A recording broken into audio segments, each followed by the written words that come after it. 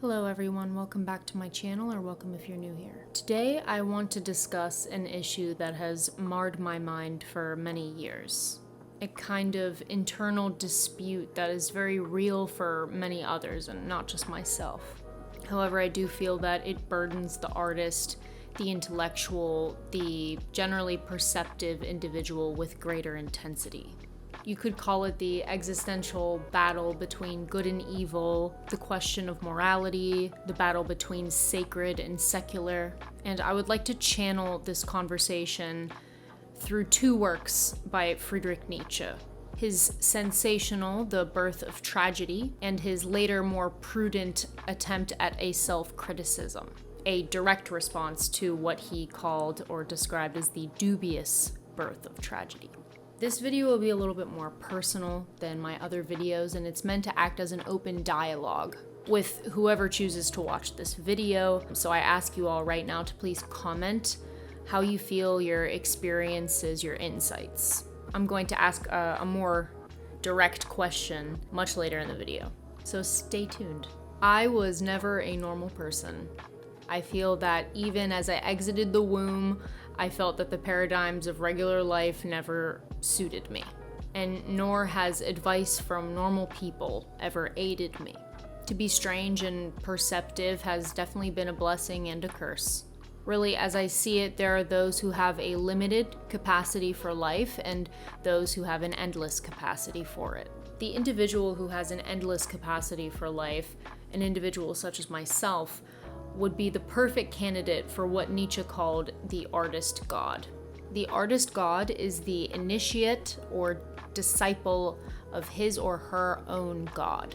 The artist god, if you want to take it directly from The Birth of Tragedy, is a totally unthinking and amoral individual who, in creation and destruction, in good things and bad, dispassionately desires to become aware of his own pleasures and power, a god who, as he creates worlds, rids himself of the strain of fullness and superfluity, from the suffering of pressing internal contradictions. There's actually a quote by Samuel L. Johnson that parallels this for me. He who makes a beast of himself gets rid of the pain of being a man. For the artist god, this is done by living solely for experience, bearing no attachment, transcending the flesh, abandoning morality. But even more simply, the artist god, the amoral artist, the leper, whatever, does not bear attachment to the world, but only bears witness. And with this distanced approach, avoids permanence. The artist god, by most standards, is definitely considered to be amoral and cruel, living strictly for themselves, but definitely living life fully. And when you live this way, live fully, tragedy always follows. Nietzsche, in his attempt at a self-criticism, would uneasily describe tragedy as the overwhelming fullness of life. That is one of his ways of describing tragedy, anyway. And it makes sense, because the more you're living in the world, living in variety, your chances for both exhilarating and beautiful experiences are just as high as tragic and horrific ones. You're raising the stakes. Nietzsche later in his life once again questioned the origin of tragedy, specifically amongst the Greeks. He asked where their sensitivity came from, their eventual desire for the very worst that existence can offer, and then they created art out of it. And I believe I answered this to the best of my knowledge in a past video. I belong to the camp that in a culture where hardship is lacking, hardship is sought. Tragedy in its theatrical form, whether it's a cult or operas, is a result of luxury or comfort.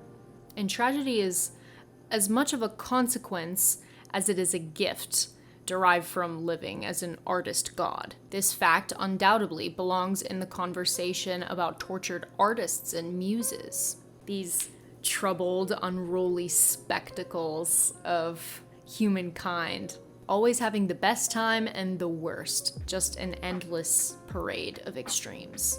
Such an individual's melancholy can only be derived from the only remaining human tie, the only self-allotted and frequently romanticized penalty: guilt.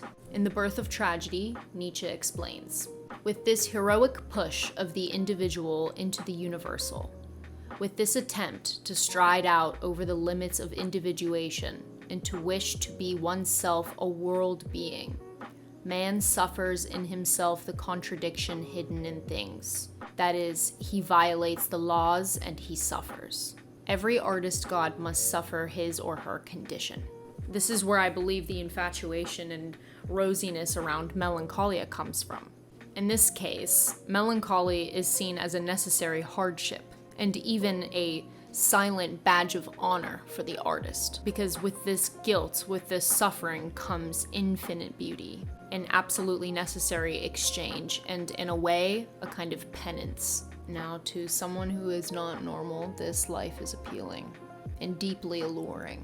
It's preferable to security and safety, and it's certainly more preferable to the damp blanket of compromise. Despite all of the suffering derived from extremity, you at least feel balance. All in all, there is definitely no denying the indifference that is so latent in such a way of life.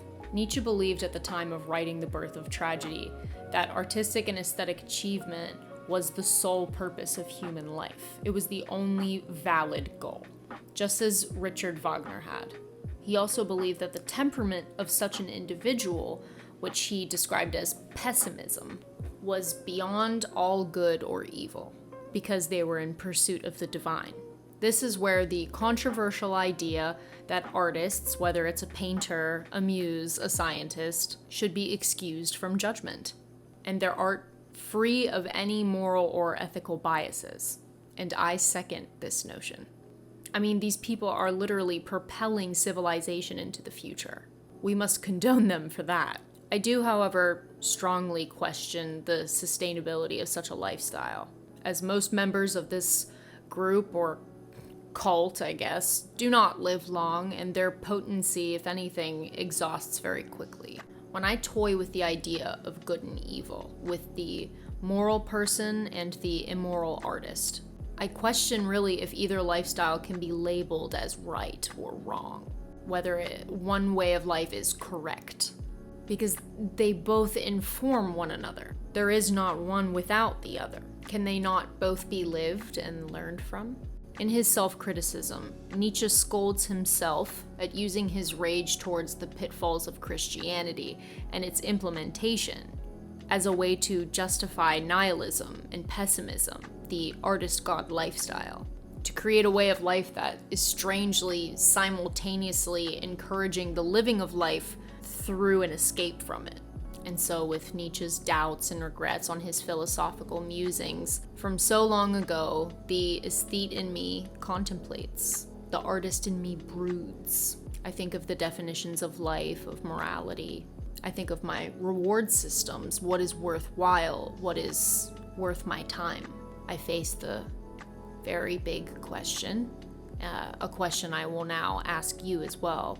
Do you think it is better to live comfortably, to be secure and loved, to go to bed a good, moral abiding individual, or to live life not knowing the next second, to live without conviction, to experience the spectacular beauty and horror of the unknown? I ask myself this daily.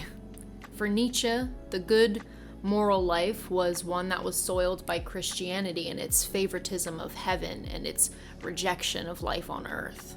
For me, a good moral life is soiled when you are told it is the right way, the smart way. I know being a good person is worthwhile, and dedicating yourself to the cult of the artist god is not sustainable, but I do believe in your right to choose it. I believe that in life, you should sharpen your intuition like a blade and take absolutely no advice from cautious people. I believe no one should decide anything for you. Those who are trying to make your life easier, if you are someone like me, will only make it harder. Run away from those who tell you, thank me later.